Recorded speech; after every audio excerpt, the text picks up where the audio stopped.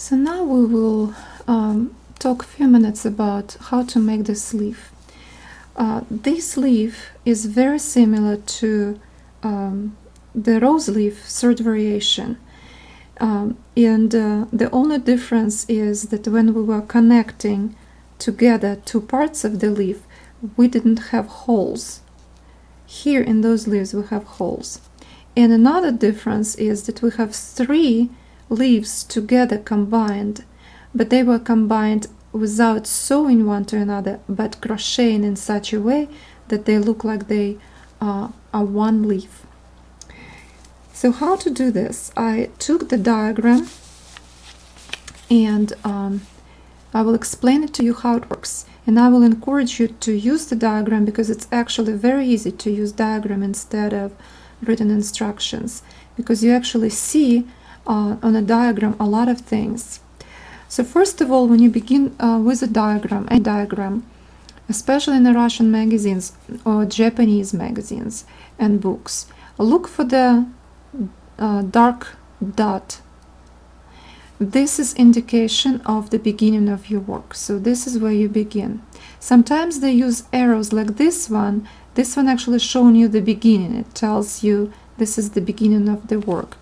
Another arrow right in here, this is the beginning of the edge right here.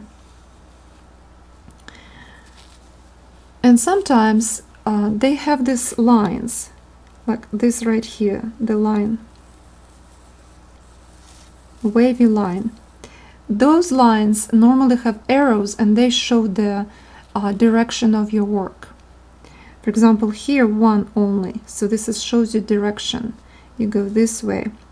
But first, you start from here, you chain 11 stitches, then you crochet single crochet stitches along the one side of the chain. This right here are 3 stitches, single crochet stitches made into the last stitch, and then you continue on another side of chain, crocheting single crochet stitches. And this is the point, this is the place where everybody stumble. So beginning from this last stitch, single crochet stitch, you will crochet first part of the leaf right in here, and then you will go and crochet this part of the leaf and the third one. And then at the end, after you finish, this will be the last stitch, you will connect it to the stem. So how to follow this pattern? Basically almost the same way as the pattern that diagram that you have in the third variation for rose leaf, only just a little bit difference is that the lines are connected. It's not like open diagram we had there with a right angle.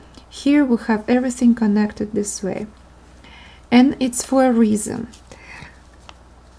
So when you will chain, after you finish making the stem, you will chain 14 stitches right here, and going backwards, going back, crocheting 13 stitches.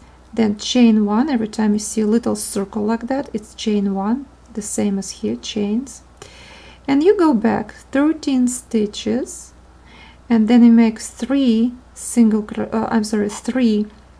chain 3, and you're going back. The third row, you are not finishing to the very end. You are ending the third row, leaving 2 stitches undone. Then make again chain 1, this little circle, and coming back this way, and make again chain 3, and go back, not finishing the row till last 2 stitches. And this way you crochet using a diagram or written instructions. Then one more, I never count rows actually. All I do, I count those bumps right here. If you look at the pattern, we have 1, 2, 3, 4, 5 turns on this side. And this is what creates those bumps. 1, 2, 3, 4, and 5. And this right here, this tip, this is another 6th bump or middle bump. This is your turning of the leaf. from beginning from this place, you will turn your leaf and you will go this direction, connecting it to the first part. So from now on, when you come to this place, to the 6th bump, you crochet your row until the 2 stitches left. And the difference between this diagram, we're not connecting the way we were connecting our rose leaf. We were crocheting the previous row and connecting to the previous unfinished stitches. Here it is a little bit different. So you finished your row, and then you make chain of 2 stitches, chain 2, and instead of crocheting in here, you skip those, you skip this bump over here, and crochet single crochet into the bump right here, just single crochet.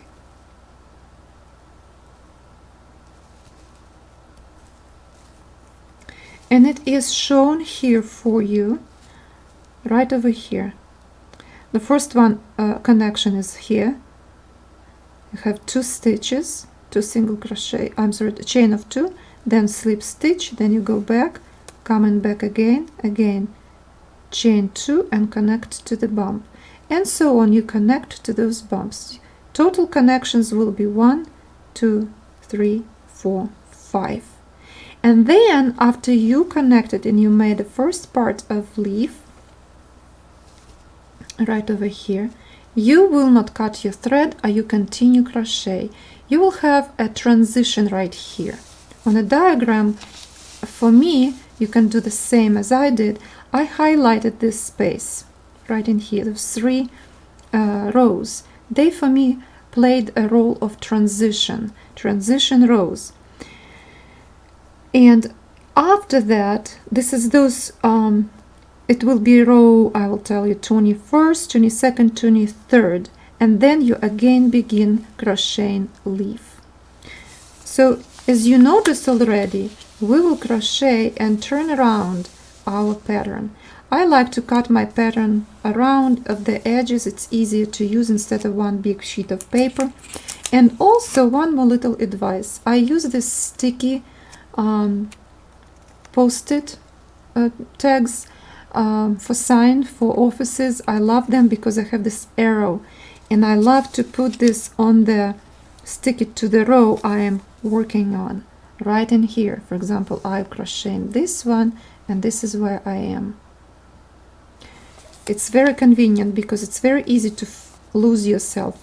I start writing for myself numbers of rows, but actually those rows I was writing down for creating a written instructions, because you will not find them anywhere.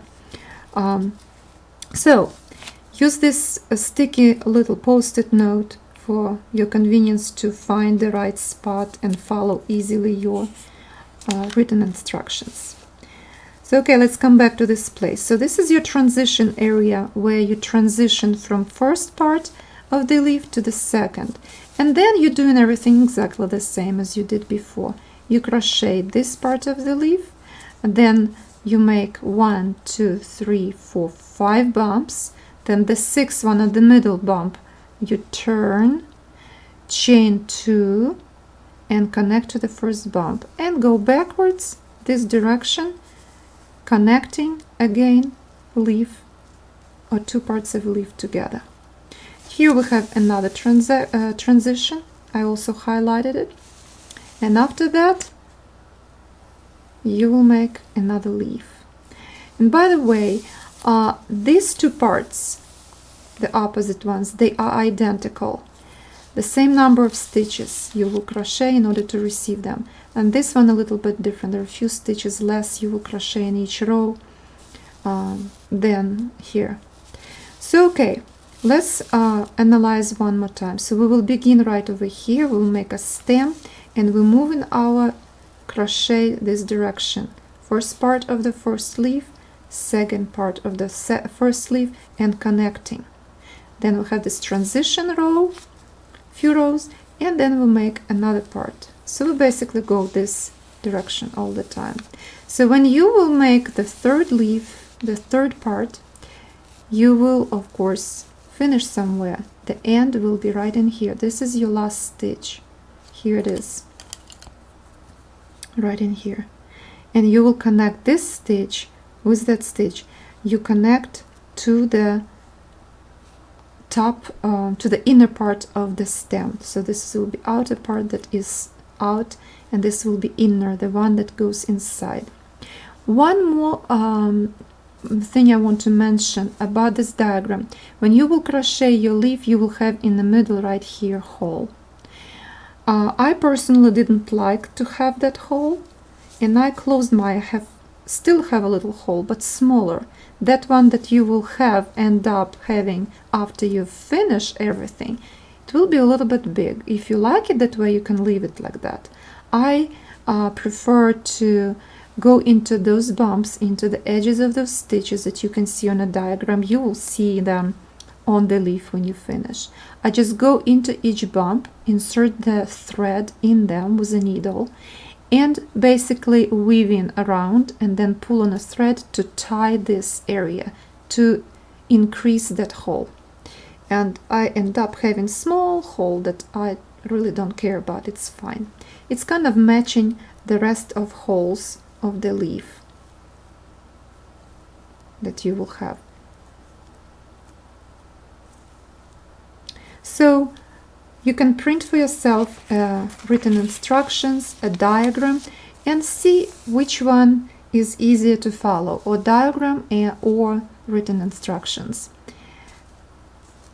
And then when you will finish your leaf, this is when you put grapes together with the leaf.